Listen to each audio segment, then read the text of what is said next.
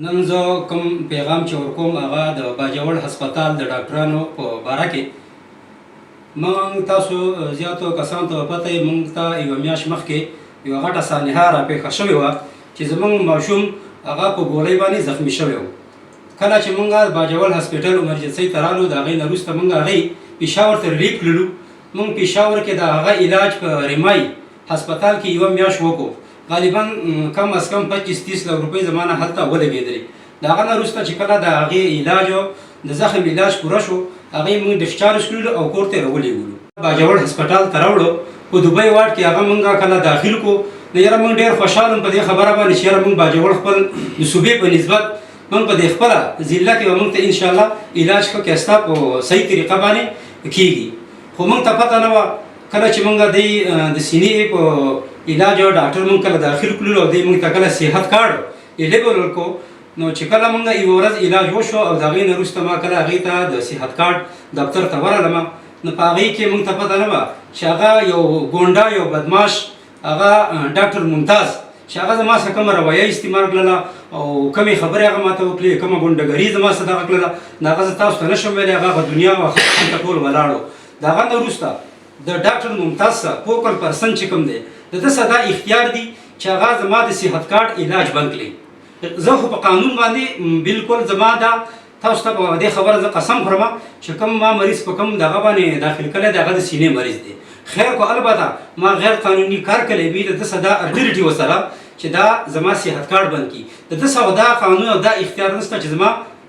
د کوم د فایل دی د ماشوم د مریض کوم فایل دی د کور ته وړی دی نه شپږمه ورځ د په کور کې ایښی دی. خدا نخواست په دې کې زما مریض ته اوس علاج نه کېږي. ډاکټران ما ته وایي کوم ډاکټران چې دي په دوبۍ واډ کې هغه ډاکټران ما ته دا خبره کوي چې یاره د فایل نه نو موږ دته علاج نشو کولی. خدا نخواست زما په مریض باندې په دې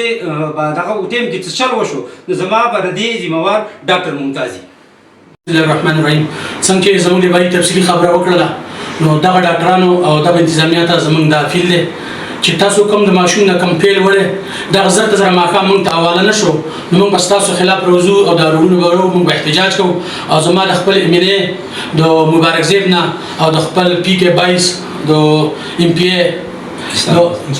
نثار باز باندې مطالبه ده او ډاکټر حمید زموږ څومره باجوړ پیاګان چې یو کوم امینه چې دغه زموږ مطالبه ده چې فورا په دې خبره باندې هغه اکشن والی او د خپل پیل موږ ته واپس راکړي چې کوچا ترانه کړل شي خدای نه خاطر ماشوم ته څنګه دی نقصان ورسید زموږ ځای هم به دغه ډاکټري دغه انتظامیه وي او زموږ د خپل باجوړ ای سی ډي سی نه د خپل کرنل نه ځکه کمانډیټ کماله مقام زموږ ټول د مطالبه ده چې سبا پر بل دغه غریب بچی ساده ظلم زیاتې ونی شي زموږ کوم د ماشوم چې زبر خبره لګه تفصیلی و دا وکم چې د پلان مکه سکران کړو کم څه کم د خاندان په هغه باندې 80-90 لک روپۍ په پنډه اسلام آباد الشفا هسپتال کې ولګېدلې دغه نه بعد 15 لک روپۍ د پر ماشوم ولګېدلې نو زمونږ سود دارغه دغه اوسنۍ علاج چې کوم هغه د زخم صدقې څه واسطه نشته د سینې دی کو چرته دا و چې د زخم علاج په صحت کارت نه کیږي نو مخه د سینې مطالبه د خپل دغه بانکي پور د خپل علاج بانکي چې دونه څه علاج مو شو برداشت کړل الله نه بغور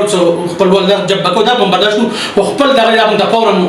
واپس راکړي کوم پیل چي کو چرته را نه کی نو زبر مې زل دا ډاکټر صاحب زمو خدای نه خاصه کو څه قسم مشکلات وږي زمون ذمہوار به دا ډاکټر ممتاز وي ځکه چې زمون د پیسې دغه هیڅ واسطه نشته په دغه پیل باندې زمون 15 لک روپۍ خرڅ شوی دا په ریمان کوم هسپتال چې د ریمان میډیکل دغه غون ریکارډ زمون څخه پروت دی نو فورا د دې زما خپل میګان بیاګانو نه مطالبه چې زمون د روټ خپل پیل جلته زر واپس شي.